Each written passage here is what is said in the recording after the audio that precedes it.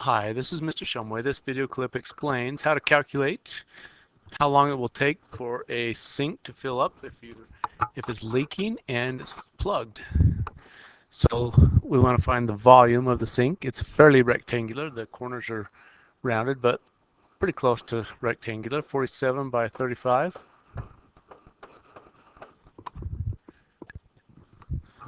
$1,645.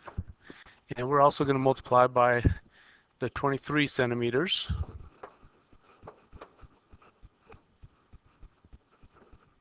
So that gives us square centimeters multiplied by 23 centimeters.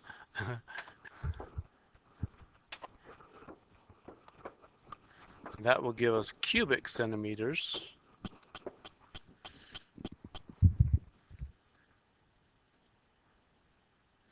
So 37,835.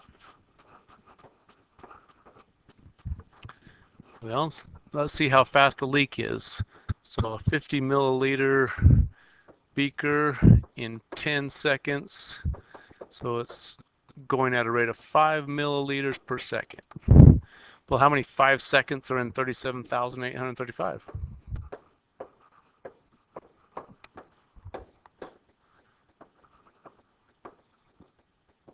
So that's milliliters per second. That'll give us seconds. 7,567. So that's seconds. Brain doesn't really understand what 7,000 seconds is, at least mine doesn't. So let's convert that to minutes. It'll be a little more useful to us. So we do 7,567 seconds. And there are 60 seconds per minute. And so that gives us 126 minutes. Now that's something my brain can wrap around. Maybe even better would be in hours though.